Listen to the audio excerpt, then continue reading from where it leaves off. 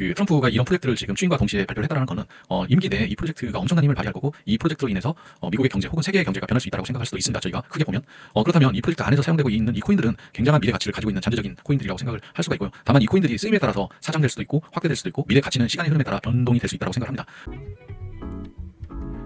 안녕하세요. 비트 사이다입니다. 오늘은 트럼프 대통령 임기 내에 우리가 꼭 관심을 갖고 지켜봐야 할 코인들에 대해서 말씀드리려고 하는데요. 트럼프 대통령이 현재 가지고 있는 코인이 무엇인지에 대해서는 여러분들도 많이 알고 계실 거라고 생각합니다. 하지만 여기서 저희가 생각해 봐야 하는 게 과연 트럼프 대통령은 미래의 비트코인을 어떻게 그리고 있는지, 또 왜 트럼프 대통령은 지금 가지고 있는 코인들을 소유하고 있는지, 그리고 그 코인들이 어떤 역할을 할 것인지 대한 부분에 대해서는 우리가 투자를 하고 이 부분을 안다라고 했을 때는 지금 트럼프 대통령이 가지고 있는 코인이다라고 해서 모두가 똑같은 코인처럼 보이긴 하겠지만 이 코인들의 역할과 쓰임에 따라서 시간이 지나면 지날수록 그 역할과 가치가 변할 수 있다고 생각을 합니다. 그래서 이런 부분에 있어서 각 코인들의 역할이 어떤 것들인지를 여러분께 오늘 설명드리고자 영상을 만들었고요. 이 영상 끝까지 보시고 좀 더 가치 있는 투자 하시기 바라겠습니다.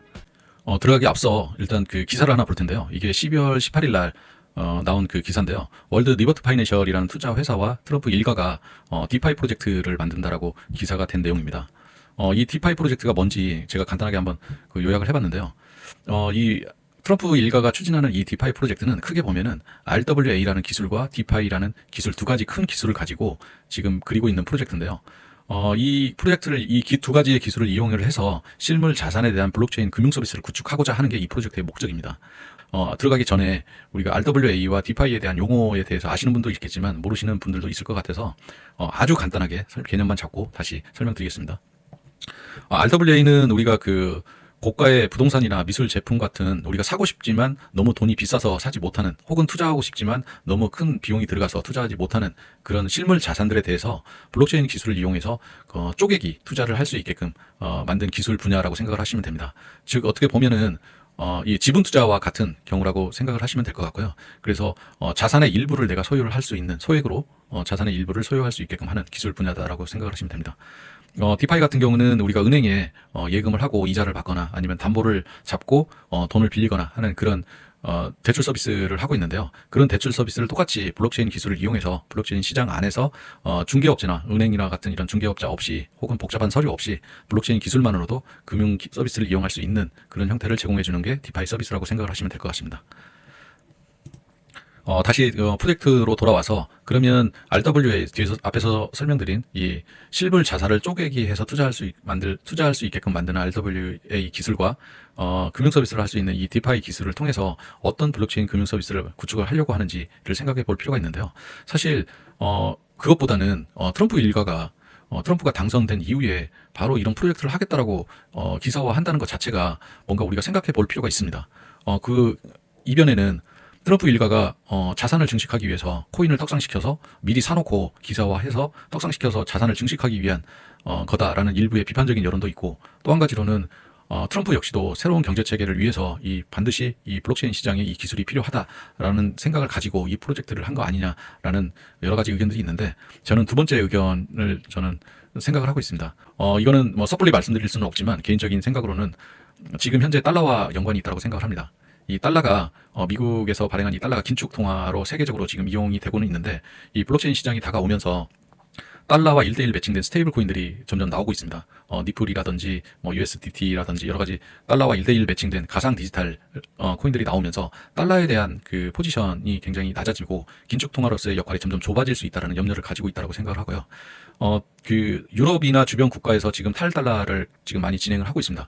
제가 니플 영상을 하면서도 은행 간 송금을 위해서 여러 가지 법정 화폐들을 걸러야 하는 그런 상황들이 발생을 하고 수수료에 대한 문제가 발생할 수 있다라는 여러 가지 얘기들을 했었는데, 미래에는 굳이 각각의 법정 화폐가 아니라 이 가상 자산을 통해서 긴축 통화의 역할을 할 수 있다라고 생각을 하는데, 그러면 왜 트럼프는 굳이 기존에 있는 스테이블 코인을 이용하면 되는데 왜 이 프로젝트를 만들었냐는 어떤 궁금증이 있을 수 있는데요. 기존에 만들어져 있는 스테이블 코인들 같은 경우는 기업 중심의 스테이블 코인입니다. 그러면 미국처럼 큰 나라가 한 기업에 의존해서 경제를 이끌어 간다라는 것은 사실 상상할 수 없는 상황인 거고요. 그러다 보니까 트럼프 일가는 이 지금의 달러의 긴축 통화의 역할을 할 수 있는 국가가 발행하는 CDBC와 같은 스테이블 코인이 필요한 거죠. 그래서 최근에는 이 스테이블 코인을 만들기 위해서 니플사라든지 여러 가지 스테이블 코인에 있어서의 기술력을 가지고 있는 업체들과 협력한다라는 그런 뉴스들도 많이 나오고 있는데, 그래서 이 프로젝트에 사용되는 코인들에 대해서 이제 설명을 드릴 텐데요. 일단 이 코인들이 어떤 코인들이 있는지를 잠깐 보면, 이 프로젝트 안에는 총 5개의 코인이 사용이 되고 있습니다. 이 표지에는 지금 4개의 코인만 있는데, 무브먼트가 빠져 있습니다. 근데 이 무브먼트는 뺀 이유는 제가 뒤에서 설명드리겠습니다. 이 앞으로 향후에 트럼프가 이런 프로젝트를 지금 추인과 동시에 발표를 했다라는 거는, 임기 내에 이 프로젝트가 엄청난 힘을 발휘할 거고, 이 프로젝트로 인해서, 미국의 경제 혹은 세계의 경제가 변할 수 있다라고 생각할 수도 있습니다. 저희가 크게 보면. 그렇다면 이 프로젝트 안에서 사용되고 있는 이 코인들은 굉장한 미래 가치를 가지고 있는 잠재적인 코인들이라고 생각을 할 수가 있고요. 다만 이 코인들이 쓰임에 따라서 사장될 수도 있고, 확대될 수도 있고, 미래 가치는 시간의 흐름에 따라 변동이 될 수 있다라고 생각을 합니다. 그래서 이 코인들을 보면 일단은 첫 번째가 체인링크가 있고요. 두 번째가 온도 파이낸셜, 그리고 세 번째가 에이브, 네 번째가 에테네, 그 다음에 다섯 번째가 아까 설명드린 무브먼트라고 보시면 될 것 같습니다. 근데 우리가 이 프로젝트에 있어서 이 코인들이 어떤 역할들을 하고 어떻게 쓰일지에 대한 부분을 알아야 미래의 이 코인들의 가치를 우리가 알 수 있을 것 같아서 이 코인들에 대해서 잠깐 역할에 대해서 설명을 좀 드리겠습니다. 먼저 체인링크는 그 외부 데이터와 블록체인을 연결해주는 오라클이라는 서비스를 제공하는 그 코인입니다. 쉽게 말씀드리면 우리가 아까 RWA를 설명드릴 때 부동산이라든지 고가의 미술품 뭐 이런 것들을 쪼개기 투자한다고 말씀드렸듯이 그 고가의 물품에 대한 시세라든지 정보 거래 내역이라든지 여러 가지 현실 세계, 블록체인 시장이 아닌 현실 세계에서 가지고 있는 그런 데이터들을 수집을 해서 블록체인 시장으로 이렇게 전달을 해주는 역할을 하는 체인이라고 보시면 될 것 같고요. 온도 파이낸셜 같은 경우는 RWA에 있어서 가장 중요한 코인인데 그런 고가의 부동산이나 이런 금융 상품들을 쪼개는 역할을 하는 기술을 가지고 있는 코인이다라고 생각을 하시면 될 것 같고요. 에이브 같은 경우는 그 디파이 영역에서 담보나 대출, 차입과 같은 서비스를 제공해 줄 수 있는 코인이다라고 생각을 하시면 됩니다. 그리고 에테네 같은 경우는 담보 스테이블 코인을 발행을 해서 스테이블 코인을 만드는 기술을 가지고 있는 코인이다라고 생각을 하시면 될 것 같고요. 무브먼트 같은 경우는 이런 서비스를 하기 위해서 확장성과 보안을 담당하고 있는 서비스입니다. 그래서 앞에 표현이 되지 않았던 이유는 전체 서비스에 있어서 확장성과 보안에 대한 역할을 가져가기 때문에 어떤 특정 영역에 놓기보다는 전체 분야에 있어서 있기 때문에 굳이 표시를 하지 않았습니다. 그래서 다시 돌아와서 설명을 드리면 실물 자산에 대한 부분에 있어서는 체인링크가 그 정보를 블록체인에 전달해주는 역할을 하고요. 이 전달받은 이 부분에 있어서 온도 파이낸셜은 그 실물 자산에 대한 부분을 쪼개기 형태로 블록체인화하는 역할을 하게 됩니다.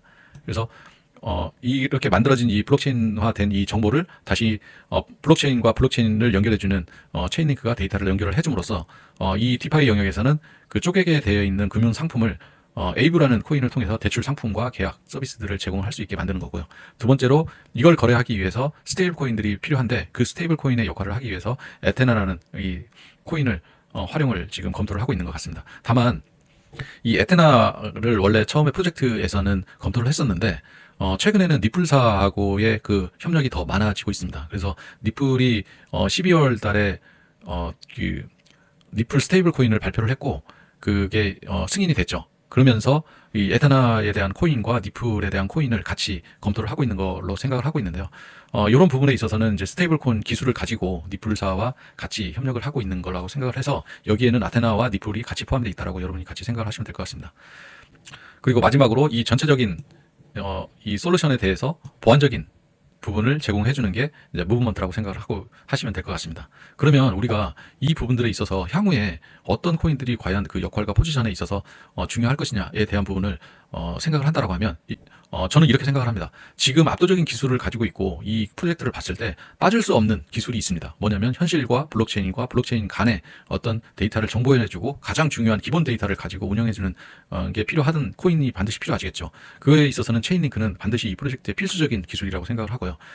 필수 요소로서 보면 제가 생각하는 이 역할과 가치에 대한 부분에 있어서 투자의 우선순위는 이 순서대로라고 생각을 합니다.